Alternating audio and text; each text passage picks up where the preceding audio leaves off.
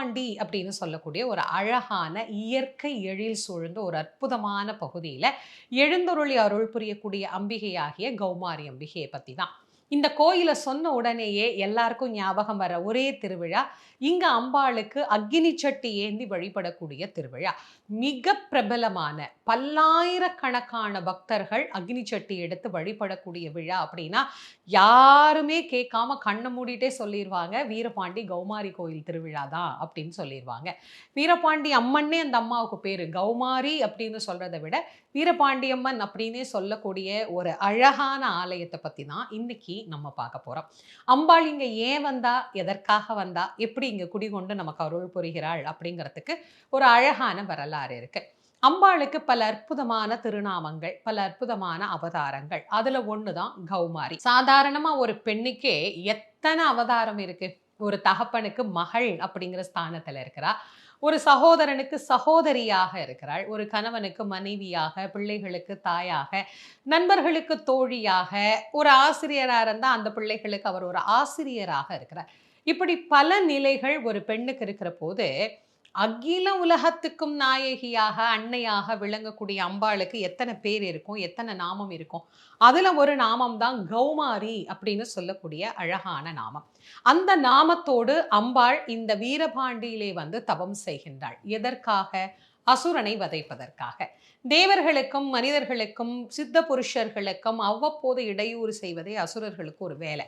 அப்ப அவங்கெல்லாம் யாரை சரணடைவாங்க? நமக்கு ஒரு பிரச்சனைனா நம்ம அம்மா கிட்ட போய் சொல்றோம். அது மாதிரி எல்லாரும் அம்பிகையின் இடத்துல தான் முறையிடுவார்கள். அப்படி அம்பிகையின் இடத்துல முறையிட்ட போது அம்பாள் கௌமாரி என்கின்ற ரூபத்தோடு இங்கே வந்து தவம் செய்கின்றாள். அம்பிகை தவம் செய்வதை அறிந்த அந்த அசுரன் அம்பாளை எதிர்ப்பதற்காக வந்தபோது அம்பாள் கோபம்லாம் இல்லாம ரொம்ப சாந்தமா என்ன பண்றா, பக்கத்துல இருந்த ஒரு சின்ன புல்லை எடுத்து அந்த புல்லை அசுரன் மேலே எறிகின்றார்.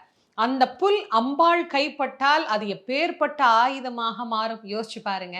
அந்த ஆயுதமாக மாறிய புல் அசுரனை கொன்று தீர்த்தது.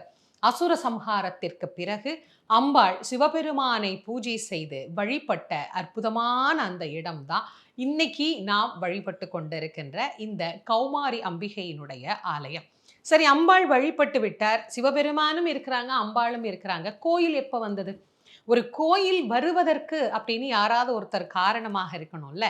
இந்த கோயில் வருவதற்கு காரணமாக இருந்தவர் வீரபாண்டிய மன்னர். மதுரையை ஆட்சி செய்த பாண்டியர்களின் வம்சத்துல வந்தவர் தான் வீரபாண்டியர். இந்த வீரபாண்டியருக்கு ஜென்மாந்திர வினையினுடைய பலனினாலே அவருக்கு கண் பார்வையற்று போய்விட்டது. கண்ணற்று அவர் மிகவும் கஷ்டப்பட்டு அன்றாடம் இறைவனிடத்திலே பிரார்த்தனை செய்கிற போது, இப்போ இருக்கக்கூடிய இந்த ஆலயத்தின் இடத்தை இறைவன் அவருக்கு கனவுல உணர்த்தி, அங்க இருக்கிற அம்பாளை வழிபடு, உனக்கு எல்லா நலன்களும் கிடைக்கும், உன் சாபமும் பாபமும் நீங்கும் என்று சொல்ல, அவர் இந்த அம்பிகையை தேடி புறப்பட்டு மதுரையிலிருந்து வருகிறார். மதுரையிலிருந்து புறப்பட்டு வந்த வீரபாண்டியருக்கு அம்பாள் இங்கே அழகா கௌமாரியாக காட்சி தருகின்றாள். காட்சி தந்து அவருக்கு ஒரு கண்ணை தருகிறார். மற்றொரு கண்ணை பெற வேண்டும் என்று சொன்னால் தான் வழிபட்ட லிங்கமாகிய திருக்கண்ணீஸ்வர பெருமாளை வழிபாடு செய்ய வேண்டும் என்று சொல்ல, பாண்டிய மன்னனும் அந்த திருக்கண்ணீஸ்வர பெருமானை வழிபாடு செய்கின்றார்.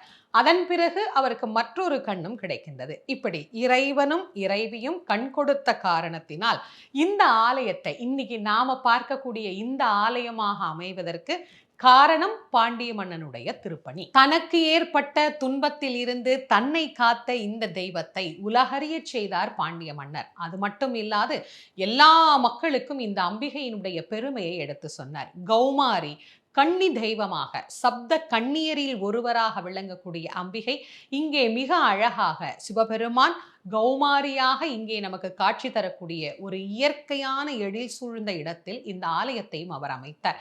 அதன் பிறகு ஆங்காங்கே இருக்கக்கூடிய பக்தர்கள் எல்லாம் இந்த அம்பிகையை வந்து வழிபட ஆரம்பித்தார்கள். குறிப்பாக இந்த அம்பிகையினுடைய வழிபாடு 3 விதமான நலன்களை நமக்கு பெற்றுத்தரும். செல்வம், வீரம், ஞானம் என்று சொல்லக்கூடிய 3ஐயும் தரக்கூடிய ரூபம் கௌமாரியினுடைய ரூபம். ஒரு மனிதனுக்கு வாழ்க்கையிலே வறுமை என்பது ஏற்பட்டு விட்டால் அந்த வறுமை என்கின்ற நிலை பல்வேறு துன்பங்களுக்கு நம்மை ஆளாக்கும். ஆகவே வறுமையை நீக்கி செல்வத்தை தரக்கூடியவளாகவும் இதே கௌமாரி நமக்கு காட்சி தருகிறாள். அதுபோல மனதிலே வீரம் இல்லை, தைரியம் இல்லை அப்படின்னு சொன்னா எந்த ஒரு காரியத்தையும் வெற்றியாக செய்ய முடியாது. அந்த வீரத்தையும் தைரியத்தையும் தரக்கூடியவளாக இதே அம்பாள் நமக்கு காட்சி தருகிறாள். வீரம் இருக்கிறது, ஆனால் நம்மிடத்திலே ஞானம் இல்லை அப்படின்னு சொன்னா எப்படி மனிதனால் வாழ முடியும்? அந்த ஞானத்தையும் தரக்கூடிய ஞான தேவியாகவும் இவள் விளங்குகின்ற காரணத்தினால் 3 சக்திகளின் ரூபமாகவே இந்த கௌமாரி திகழ்கின்றாள். பக்தர்களுக்கு ஏற்படக்கூடிய துயர்களை மாற்றுவதில் இந்த அம்பிகைக்கு நிகர் இவளேதான் அப்படின்னு சொல்லணும். குறிப்பாக நோய்களில் இருந்து நமக்கு விடுதலை தரக்கூடிய அம்பிகையாக இந்த அம்பாள் நமக்கு காட்சி தருகிறாள். நோய் அப்படின்னு சொன்னா ஒரு காலத்துல மிக கொடுமையான, மக்கள் எல்லாம் பார்த்து பயந்த மிகப்பெரிய நோய் என்ன அப்படின்னா அம்மை நோய். இந்த பகுதி முழுவதும் ஒரு காலத்தில் அம்மை நோய் ஏற்பட்ட போது அந்த அம்மை நோயிலிருந்து எப்படி தாங்கள் நிவாரணம் அடைவது அப்படின்னு தெரியாத பக்தர்களுக்கு இந்த கௌமாரியை கண்கண்ட தெய்வமாக விளங்கினாள். கௌமாரிய வழிபாடு செய்து அவர்களுடைய நோய் நீங்க பெற்ற போதுதான் அம்பிகைக்கு நேர்த்திக்கடன் செலுத்துவது என்கின்ற ஒரு முறையை பக்தர்கள் ஆரம்பித்தார்கள். இன்றைக்கு பல லட்சக்கணக்கான பக்தர்கள் அம்பிகைக்கு செய்யக்கூடிய இந்த நேர்த்தி கடனும் இதே வழிபாட்டை தொடர்ந்துதான். இங்கே உள்ள ஆற்றங்கரையிலே நீராடி பக்தர்கள் அங்கிருந்து நீர் எடுத்து கொண்டு வந்து முக்கொம்பு என்று சொல்லக்கூடிய அந்த அழகாக காப்பு கட்டின உடனே எல்லா அம்பாள் கோயிலையும் முக்கொம்பு வச்சிருவாங்க. அதுக்கு நீராட்டி விரதம் இருந்து தங்களுக்கு ஏற்பட்ட நோயை அம்பாள் தீர்த்தாள் அப்படிங்கிற நன்றி கடனோடு கண்ணீர் மல்க அம்பிகையினிடத்திலே உள்ளன்போடு பிரார்த்தனை செய்து தங்களுடைய கைகளிலே அக்னி சட்டியை ஏந்தி வருகிற போது அந்த கௌமாரி அம்பிகையினுடைய ரூபமாகவே ஒவ்வொருவரையும் நம்மால் பார்க்க முடியும். அவ்வளவு அழகாக ஒவ்வொரு பக்தருக்கும் நினைத்த வண்ணமே வந்து அருள் புரியக்கூடிய தெய்வமாக இந்த கௌமாரி அம்பிகை எழுந்தருளி அருள் புரிகின்றார்.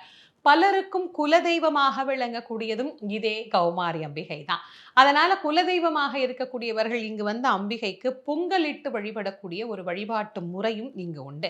ஒரு வருஷம் நம்ம வீரபாண்டி திருவிழாவுக்கு போனோம் அப்படின்னு சொன்னா ஒவ்வொரு வருஷமும் அந்த திருவிழாவுக்கு போகணும் அப்படிங்கிற ஒரு ஆசை ஏற்படும். அந்த அளவிற்கு மிக அற்புதமான திருவிழாக்களில் ஒன்றாக நடைபெறக்கூடியது தான் இந்த வீரபாண்டி திருவிழா. சித்திரை மாசம் எங்க பார்த்தாலும் வெயில். இந்த கடுமையான வெயிலால் ஏற்படக்கூடிய நோய்களில் இருந்து நாம் எல்லோரும் நிரந்தரமாக விடுதலை பெறணும் அப்படின்னு அம்பாளை பிரார்த்தனை பண்ணிக்கிட்டு இங்க வந்து அக்னி சட்டி எடுப்பாங்க. நீங்க இங்க அக்னி சட்டி எடுக்கிறவங்களை பார்க்கும்போதே தெரியும் அவங்க மனதுல அவ்வளோ ஒரு மகிழ்ச்சி, முகத்துல அவ்வளோ ஒரு சந்தோஷம். இதுக்கு காரணம் என்னவா இருக்கும்னு நினைக்கிறீங்க? இந்த அம்பாளினுடைய கருணையை தவிர வேற என்ன சொல்றது? நமக்கு ஒரு துன்பம், ஒரு பிரச்சனை அப்படின்னு வரும்போது தாயாக நாம் அவளுடைய திருவடியில சரணடைகிறோம். அவளும் சேயாக நம்மை காப்பாற்றி தருகிறாள். காப்பாற்றிய பிறகு அந்த நன்றி உணர்வோடு அந்த அம்பாளுக்கு நாம் செலுத்தக்கூடிய நன்றி கடன்ல இருக்கக்கூடிய மகிழ்ச்சியும் ஆனந்தமும் இங்க திருவிழாவில் நேர்த்திக்கடன் செலுத்துகிற பக்தர்கள் ஒவ்வொருவருடைய முகத்திலேயும் தெரியும். ஏற்கனவே நீங்க இந்த வீரபாண்டி கோயில் திருவிழாவுக்கு போயிருக்கீங்களா? இல்ல இந்த வீரபாண்டி கோயில் திருவிழாவில் நீங்களும் நேர்த்திக்கடன் செலுத்தியிருந்தீங்கன்னா அதனுடைய அனுபவம் கண்டிப்பாக உங்களுக்கு புரிஞ்சிருக்கும். அப்படி இல்லைன்னா இந்த ஆண்டு நடைபெறக்கூடிய திருவிழாவை போய் பாருங்க. அம்பாள் எவ்வளவு அழகா எத்தனை ஆயிரக்கணக்கான லட்சக்கணக்கான பக்தர்களை இன்னும் தன்னுடைய பிள்ளைகளாக ஈர்த்து கொண்டிருக்கிறாள் அப்படிங்கிறது நம்ம எல்லாருக்குமே நல்லா தெரியும். இந்த அழகான கோயில் பல பேருக்கு குலதெய்வமாகவும் இருக்கும். அப்படி இருக்கிறவங்களும் அம்பிகையாகிய கௌமாரி அம்பிகை வீரபாண்டியில எழுந்தருளி அருள் புரியக்கூடிய இந்த வீரபாண்டி கௌமாரி அம்மனை தான் நாம சிந்தனை பண்ணோம். வீரபாண்டி திருவிழா ரொம்ப விசேஷம். ஒரு வாரம் நடக்கும். நீ தங்கிட்டு தான் போற.